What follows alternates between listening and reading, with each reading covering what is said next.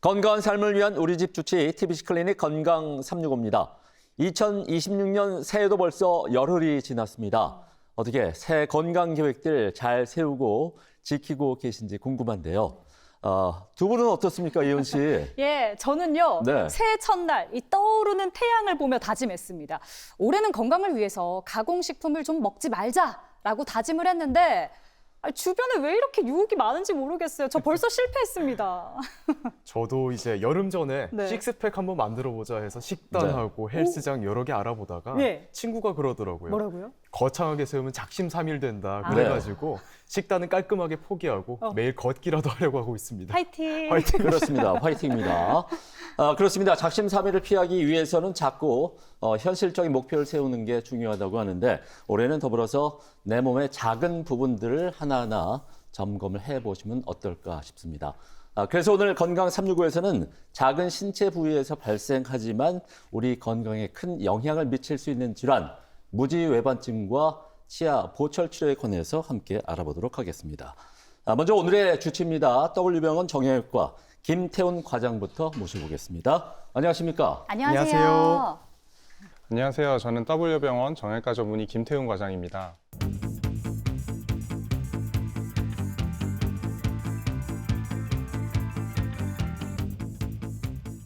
무지외반증이라고 하면 보통 엄지발가락이 휘는 질환이다. 이렇게들 많이들 알고 있는데 우리가 정확히 어떤 질환인지부터 좀 여쭤봐야 될 것 같습니다. 어떤가요? 어떤 질환입니까?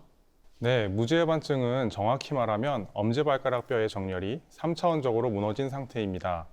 보통은 엄지발가락이 새끼발가락 쪽으로 휜 모습만 보고 병원을 찾으시는데요. 하지만 이건 겉모습일 뿐이고요. 엑스레이를 찍어서 속을 들여다보면 훨씬 복잡한 일이 벌어지고 있습니다. 엄지발가락 끝은 바깥으로 휘지만 그 뿌리가 되는 발등뼈는 반대로 안쪽으로 툭 튀어나오면서 회전까지 하게 됩니다. 네. 마치 기차가 선로를 이탈한 것처럼 뼈가 제 위치를 벗어난 것이죠. 이렇게 뼈가 튀어나온 부위를 건망류라고 하는데요.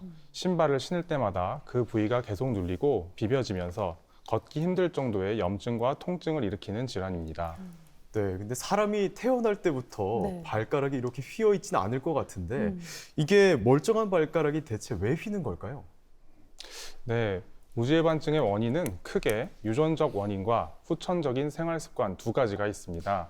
먼저 유전의 힘이 꽤 셉니다. 제가 진료실에서 보면 따님이 무지외반증으로 오셨는데 어머니의 발을 보면 똑같이 휘어 있는 경우가 정말 많습니다. 오호. 통계적으로 환자의 60% 이상은 가족력이 있다고 보고 있습니다. 하지만 유전자가 있다고 해서 다 생기는 건 아니고요. 여기에 불을 지피는 게 바로 신발입니다. 네. 발볼이 좁고 굽이 높은 하이힐이나 딱딱한 구두 속에 발을 억지로 구겨놓고 하루 종일 생활하다 보면 유연했던 발가락 관절이 결국 견디지 못하고 휘어지게 되는 겁니다. 네. 이게 유전이 되기도 하고 또 신발의 문제일 수도 있다는 거네요. 근데 말씀하신 것처럼 좁은 신발이나 하이힐이 문제라면 남성보다는 여성에게서 더 많이 생기겠어요? 네, 맞습니다. 여성이 남성보다 5배에서 많게는 9배까지 훨씬 많습니다. 네. 네. 여성분들이 아무래도 남성에 비해서 발을 지탱하는 인대나 근육이 더 유연하고 약한 편인데요. 여기에 좁은 구두까지 자주 신으니까 네. 변형에 취약할 수밖에 없겠죠. 하지만 최근에는 흐름이 좀 바뀌고 있습니다. 남성 환자분들도 꽤 늘고 있는데요. 네. 키가 커 보이기 위해서 키높이 깔창을 넣거나 네. 패션을 위해서 앞이 뾰족한 구두를 즐겨 신는 남성분들이 많아지면서 네. 이제는 남성들도 안심할 수 없는 질환이 되었습니다. 그렇군요. 남성분들도 최근에 이제 뾰족한 앞코가 좀 뾰족한 구두를 많이 신는다고 하는데 그런 분들은 오늘 이 시간 좀 귀 기울여서 들을 필요가 있을 것도 같습니다. 네. 혹시 또 이런 건 그 관련이 없을지 궁금한데 보통 평발인 사람들 있지 않습니까? 그리고 또 장시간 서 있는 직업을 가진 사람들 이런 분들이 무지외반증 발생 빈도가 좀 높지 않을까 싶은데 이게 원인이 될까요? 어떤가요? 평발이나 서 있는 직업도 아주 밀접한 관련이 있습니다. 네. 특히 평발이 있는 분들은 발바닥에 아치가 무너져 있고요. 걸을 때마다 체중이 발 안쪽, 즉 엄지발가락 뿌리 쪽으로 과도하게 쏠립니다. 네. 이 힘이 발등뼈를 안쪽으로 밀어내면서 변형을 부추깁니다. 또 하루 종일 서서 일하시는 분들도 마찬가지입니다. 발 앞쪽에 엄청난 압력이 지속적으로 가해지다 보니까 발을 잡아주는 인대가 늘어나면서 변형이 올 위험이 훨씬 높습니다. 네. 제가 평발이거든요. 그리고 오. 저도 제 발을 보면 엄지발가락이 살짝 휘어져 있는데 이게 조금 휘어져 있다고 해서 다 이거다라고 할 수는 없을 것 같습니다. 어떤 무지 외반증의 진단 기준이 있다면 뭘까요? 네, 단순히 눈으로 보기에만 휘었다고 해서 진단을 하지는 않습니다. 병원에서는 엑스레이를 찍어서 뼈가 휜 각도, 즉 무지외반각이라고 하는 각을 측정하는데요. 보통 휜 각도가 15도 이상이면 무지외반증으로 진단을 하고 20도가 넘으면 중등도, 40도가 넘으면 심한 상태로 봅니다. 여기서 중요한 건 누워서 편안하게 엑스레이를 찍는 것이 아니고요. 반드시 일어서서 체중을 실은 상태로 바닥에서 찍어야 된다는 점입니다. 이 발은 또 제2의 심장이다라고 얘기를 좀 하잖아요. 네. 그래서 그래요. 어릴 때 어머니께서 발 마사지 많이 해주셨던 기억이 나는데 오. 이게 무지외반증을 그대로 놔둬서 방치하고 또 악화됐을 경우에 발뿐만 아니라 다른 데도 좀 영향을 미치지 않을까 좀 걱정이 됩니다. 좀 어떤가요? 정말 중요한 질문인데요. 우리가 흔히들 발을 제2의 심장이라고 부릅니다. 그렇게 부르는 이유는 우리가 걸을 때마다 발바닥과 종아리 근육이 수축을 하면서 이 아래에 쏠린 피를 심장 쪽으로 다시 쏘아 올리는 펌프 역할을 하기 때문인데요. 그런데 무지외반증으로 엄지발가락이 아파서 제대로 걷지 못한다면 이 혈액순환의 펌프가 고장나는 것과 같습니다. 그래서 2차적으로 발이 차갑거나 저린 증상이 생기고요. 말초신경병증이나 지간신경종 같은 합병증이 오기가 쉽습니다. 더 큰 문제는 아픈 부위를 피해서 엉거주춤 걷게 되는 나쁜 보행 습관입니다. 이런 게 쌓이면 발목이나 무릎 관절이 영향을 받고요. 결국 허리까지도 망가질 수가 있는데요. 발가락 하나 때문에 온몸의 균형이 마치 도미노처럼 무너지는 셈입니다. 네. 일단은 말씀을 듣고 나니까 단순히 발가락만의 문제는 아니라는 그런 얘기인 것 같습니다. 근데 우리가 이제 생활 속에서 보면은 그 정도까진 아니더라도 무지외반증이 있으면은 사실 미용상의 문제도 있고요. 신발을 고르는 게 참 쉽지 않다. 이런 분들도 많이 계시거든요. 이런 불편함 많이들 호소하시죠? 네, 맞습니다. 네. 진료실에서 사실 환자분들이 가장 많이 호소하는 고충이 바로 신발 스트레스입니다. 예쁜 구두를 신고 싶은데 예쁜 구두는커녕 발볼이 넓다는 운동화를 사도 튀어나온 뼈가 닿아서 아프다고들 하시고요. 억지로 신다가 보면 그 부위에 물집이 잡히고 굳은 살이나 티눈이 박혀서 걸을 때마다 통증을 느끼십니다. 또 여름철에는 남들이 다 신는 샌들도 잘 못 신고요. 발을 보여주기가 창피해서 심지어 대중 목욕탕도 못 가신다는 분들도 계실 만큼 마치 신체적 통증뿐만 아니라 심리적인 위축감도 큰 질환입니다. 네. 이렇게 말씀을 들으니까 무지외반증 쉽게 볼 질환은 아니라는 생각이 듭니다. 네. 근데 사실 제 주변에도 이 무지외반증을 갖고 있는 분이 계신데 아무런 통증이 없다고 하시더라고요. 이렇게 통증이 없을 수가 있는지, 그리고 이렇다면 그냥 놔둬도 되는 건지가 궁금합니다. 네, 통증이 전혀 없는 분들도 꽤 많습니다. 통증이 전혀 없다면 당장 수술을 받을 필요는 전혀 없고요. 하지만 꼭 기억하셔야 될 점이 있는데요. 무지외반증은 진행성, 퇴행성 질환이라는 점입니다. 지금 안 아프다고 해서 뼈가 멈춰 있는 게 아니고요. 나이가 들수록 발을 잡아주는 근육이 약해지기 때문에 마치 브레이크가 없는 자동차처럼 변형 각도가 점점 심해지게 됩니다. 그러면서 발가락 관절에 퇴행성 관절염도 올 수가 있고요. 6개월이나 1년에 한 번씩은 병원에 오셔서 엑스레이를 찍어보시고 뼈가 얼마나 휘는지, 관절염이 진행하는지 확인하면서 관리하시는 것이 필수입니다. 이 브레이크가 없는 차라니 상상만 해도 좀 무서운데요. 무서워요. 그렇습니다. 네, 이쯤 되니까 무지외반증 치료가 좀 궁금해집니다. 이게 증상에 따라서 치료가 다양할 것 같은데 좀 어떨까요? 네, 보통 증상에 따라서 단계적으로 접근합니다. 변형이 심하지 않은 초기라면 수술 없이 보존적인 치료를 먼저 시도합니다. 치료의 첫걸음은 바로 신발 바꾸기입니다. 발가락 공간이 넉넉하고 부드러운 신발로 바꿔서 마찰을 줄이고요. 통증이 있다면 약물 치료나 물리 치료를 병행하면 됩니다. 발가락 스트레칭도 좋은 치료법인데 굳은 관절을 풀어주는 것도 도움이 됩니다. 하지만 이런 노력에도 호전이 없거나 통증 때문에 걷기 힘들고 변형이 계속 진행된다면 그때는 수술적 치료도 고려를 해야 됩니다. 네. 일단은 1차적으로는 이제 발이 편한, 공간이 충분한 그런 편한 신발을 신는 게 중요하다는 말씀인데, 그 무지외반증을 교정하는 보조 기구도 있더라고요. 뭐 실리콘 재질로 된 것도 제가 어디서 언뜻 본 기억도 나는데, 어떻습니까? 이런 것들이 좀 도움이 될까요? 이 질문을 사실 제가 외래에 있을 때 굉장히 많이들 하시는데요. 네. 냉정하게 말씀을 드리면 보조기가 휘어진 뼈를 다시 펴주지는 못합니다. 어허. 이 치아 교정과는 원리가 많이 다르고요. 오히려 주의하셔야 될 점이 있는데 이미 꽉 끼는 신발 안에 두꺼운 보조기까지 끼워서 신발을 신으면 어떻게 될까요? 아, 불편해요. 네. 발이 더 심하게 압박되면서 물집이나 상처가 오히려 더 생기기가 쉽고요. 통증 때문에 걷는 자세까지 영향을 받을 수 있습니다. 네. 그래서 보조기는 치료제가 아니고 집에서 쉴 때 발가락 스트레칭용으로 잠깐씩만 사용하는 보조수단 정도로 생각하시는 게 좋겠습니다. 네, 그렇군요. 좀 전에 이제 심할 경우에는 수술이 필요하다 이렇게 말씀을 해주셨는데 수술은 어떤 경우에 이렇게 하게 되나요? 어떤 기준 같은 게 분명히 있겠죠? 네, 저는 환자분들께 외래에서 크게 3가지 기준 정도를 말씀드립니다. 첫째, 건망류 통증이 너무 심해서 일상생활이나 걷기가 힘드신 경우. 둘째, 발 변형이 심해서 신발로 인한 상처나 통증이 생기는 경우입니다. 그리고 셋째가 가장 중요한데요. 엄지발가락이 휘면서 제 기능을 못하고 두 번째, 세 번째 발가락까지 망가지기 시작했을 때입니다. 엄지가 버텨주질 못하니까 옆에 발가락들도 고생하다가 탈구가 되기도 하는데요. 이때는 더 미루면 발 전체가 무너지기 때문에 반드시 수술이 필요합니다. 네. 무지외반증을 갖고 계신 분들이라면 혹시 이런 경우에 해당되지는 않는지 다시 한번 확인해 보시면 좋겠습니다. 과장님, 사실 수술이라고 하면 좀 무섭거든요. 그러니까 이게 튀어나온 뼈를 뭐 깎아내야 된다 이런 얘기를 들은 적이 있는데 실제로 그런가요?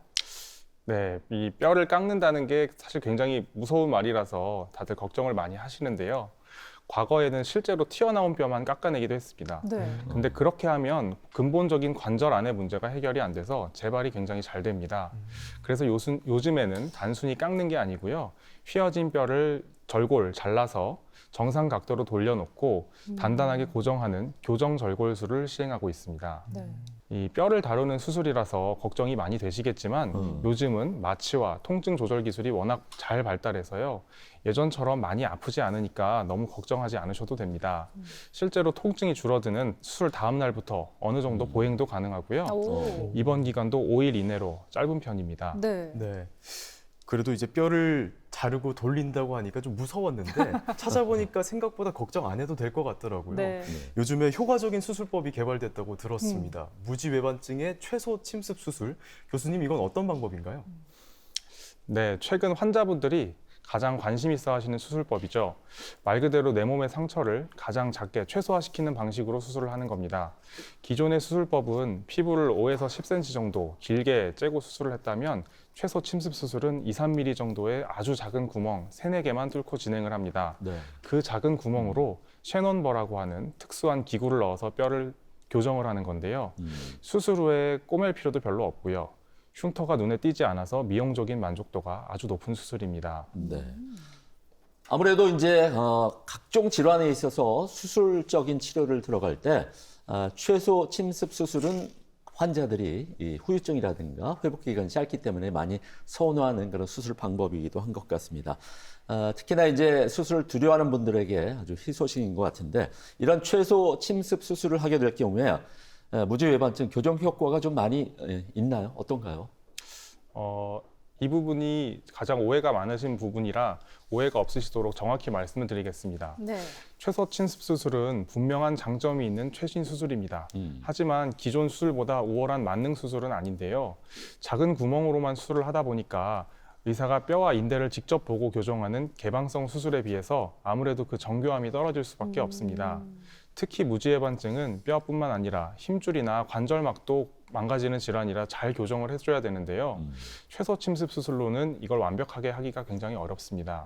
그래서 변형이 아주 심하거나 복잡한 교정이 필요한 경우에는 고전적이지만 확실하게 열고 수술을 하는 것이 더 좋은 결과를 낼 수 있습니다. 하지만 비교적 관절이 많이 망가지지 않은 젊은 환자분한테는 여러 가지 면에서 최소 침습 수술이 분명한 강점이 있겠습니다. 네. 네. 설명을 들어보니까 정말 분명한 강점이 있습니다. 일단 절개 부위가 적다 보니까 아무래도 기존 수술보다 뭐 회복이나 재활이 훨씬 수월할 것 같아요. 어떤가요? 네, 그거는 최소 침습 수술이 확실하게 갖고 있는 장점입니다. 살을 째는 범위가 작으니까 당연히 수술 후에 통증이 적고 아무래도 상처가 아무는 속도가 굉장히 빠릅니다. 보통 수술하고 다음 날부터 특수 신발을 신고 바로 걸으실 수가 있고요. 입원 기간도 2, 3일 정도로 짧게 금요일에 수술해서 주말에 쉰 뒤에 월요일 날 출근도 가능하십니다. 우와. 직장인분들은 일상 복귀가 획기적으로 빨라지게 되는 수술입니다. 네. 네, 이런 수술로 무지외반증 영원히 안녕하면 참 좋겠는데 네. 이 걱정을 놓을 수가 없겠더라고요. 앞서 말씀하셨듯이 무지외반증이 재발하기가 쉬운 질병이라고 들었습니다. 실제로 좀 그런가요? 과거에는 뼈만 깎았기 때문에 과거 수술법은 재발률이 좀 있었는데요. 네. 하지만 최근에는 뼈의 정렬 자체를 바꾸기 때문에 다시 수술해야 할 만큼 심하게 재발하는 경우는 아주 드뭅니다. 네. 다만 무지외반증 자체가 나이가 들면서 심해지는 퇴행성 질환이기 때문에 수술 후에도 세월이 많이 지나면 발 모양이 조금은 변할 수가 있습니다. 그렇기 때문에 가장 중요한 건 첫 단추인데요. 사람마다 발 모양, 뼈의 강도, 힘줄과 인대의 상태가 다 다른데 아무래도 똑같은 방법으로 모두 수술을 할 수는 없겠죠. 환자의 상태에 맞춰서 최소 침습 수술이든 절개 수술이든 다양한 수술법을 자유자재로 구사할 수 있는 족부 전문의 기술을 받으시는 게 재발 걱정을 가장 덜 수 있는 방법이 되겠습니다. 네. 주변에서 보면 또 나이가 드신 어르신들이 이렇게 무지외반증으로 고생하시는 분들이 참 많이 계신데 이런 분들에게 그 절개 수술, 수술적인 치료가 가능할런지 아무래도 나이가 많이 드시다 보면은 마취하는 것도 좀 이렇게 꺼려하게 되고 그런데 이 나이가 드신 분들도 수술적 치료를 받을 수 있을까요? 어떻습니까? 제 환자분들이 거의 대부분 7에서 80대 정도 아. 되십니다. 오. 거의 뭐 젊은 20, 30대 여자 환자분들 조금 있지만 네. 보통은 60대에서 7, 80대가 제일 많습니다. 사실 마취 자체가 전신 마취가 아니고 보통 척추 마취로 진행을 하고요. 뭐 어떤 경우에는 다리만 마취해서 진행을 하는 경우도 있어서 사실 뭐 고령이고 기저 질환이 많은 분들도 비교적 안전하게 수술을 받으실 수가 있습니다. 네. 물론 수술 이후에 하루 이틀 정도 통증은 있지만 네. 고령의 환자분들도 똑같이 2, 3일 지나면 잘 걷고 일주일 안에 보통 퇴원을 하시는 것 같습니다. 아, 그렇군요. 그럼 안심하고 좀 적극적으로 치료에 나설 필요가 있어 보입니다. 네. 그 무지외반증의 수술적인 치료에 대해서 지금 함께 알아보고 있는데 수술을 조기 하면 과장님 어떻습니까? 이 재발을 좀 낮출 수 있는 건지 이 수술 후에 재발을 막기 위해서 어떤 것들을 좀 주의를 해야 되는지도 궁금합니다. 네, 수술을 아무래도 조기에 하면 보다 큰 수술을 피할 수가 있습니다. 무지외반증이 진행하면서 관절염이나 두 번째 발가락에 올라타게 되면 여러 부위의 수술이 동시에 필요한데요. 이렇게 되면 상처 문제나 재활 기간도 굉장히 늦어지게 됩니다. 물론 심한 무지외반증일수록 재발의 확률도 높습니다. 재발을 막기 위해서는 수술 후 관리도 핵심입니다. 수술로 뼈를 고정해 놨어도 뼈가 완전히 붙는 데는 6주에서 3개월 정도 걸립니다. 이 기간 동안에는 병원에서 드리는 특수 신발을 꼭 신으셔야 하고요. 뛰거나 까치발을 드는 등의 무리한 동작은 피하셔야겠습니다. 뼈가 다 붙은 후에도 신발의 선택이 굉장히 중요합니다. 평소에는 발볼이 넓은 운동화를 신으시고요. 하이힐이나 구두는 특별한 날에만 잠깐씩 신는 습관을 들이시는 게 건강한 발을 지키는 비결이 되겠습니다. 네, 알겠습니다. 무지외반증의 치료법에 대해서 우리가 지금 이야기를 나누고 있잖아요. 네. 그런데 그 전에 이런 질환이 생기지 않도록 예방을 하면 더 좋겠다는 생각을 합니다. 발 건강을 지킬 수 있는 꿀팁 좀 알려주시겠어요? 네, 예방의 정답은 결국 우리 신발에 있습니다. 신발을 고르실 때 디자인보다 내 발가락이 숨 쉴 수 있는 공간이 있는지를 먼저 체크하셔야 합니다.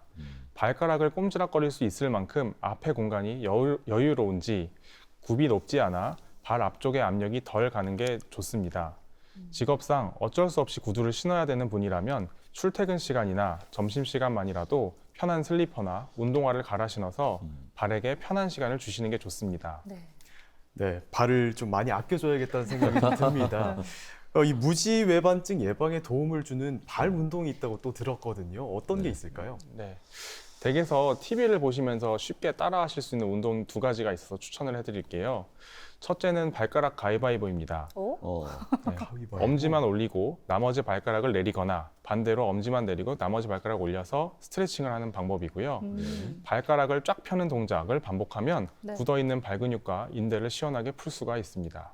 가족이랑 같이 가위바위보 발로 해도 되겠어요? 그러니까요. 그리고 또 더 네. 있나요? 네, 둘째는 수건 집기입니다. 발바닥에 수건을 놓고요. 뒤꿈치를 붙인 상태로 발가락 힘만 이용해서 수건을 집어 올리는 건데요. 이게 발가락 안쪽에 소위 속근육이라고 하는 내재근을 튼튼하게 해줘서 무지해반증뿐만 아니라 평발 관리에도 아주 효과적입니다. 네, 과장님 궁금한 게요. 제가 집에 그 지압 신발이 있거든요. 지압 슬리퍼. 이거를 좀 매일매일 꾸준히 신어주면 도움이 좀 될까요? 어떤가요? 그 지압 슬리퍼 같은 경우에는 사실 혈액순환을 촉진한다고들 많이 알고 계시는데요. 네. 사실 그렇지 못한 경우도 굉장히 많아서 오히려 발가락에 상처를 만들거나 더 아프게 하는 족저근막염 같은 질환을 만들기도 합니다. 네. 그래서 발이 건강하신 분이 사실은 지압 신발을 신는 것보다는 저는 개인적으로 유산소 운동을 하시는 걸 더 추천을 드리고요. 지압만 해서는 사실 혈액순환이 많이 좋아지지는 않거든요. 네. 그래서 모두 여러분이 새해에는 운동하는 한 해가 되었으면 좋겠습니다. 알겠습니다. 이은 씨, 지압 네. 슬리퍼 너무 맹신하지 마시고 네. 새해는 열심히 운동하세요. 그래야겠네요. 그렇습니다. 오늘 이렇게 방송을 보시면서 나도 무지외반증인가 이렇게 궁금해 하시는 분들도 많이 계실 것도 같습니다. 그런 분들을 위해서 마지막으로 당부의 말씀 한 말씀 해주시죠. 네, 제가 외래에서 진료를 하다 보면요.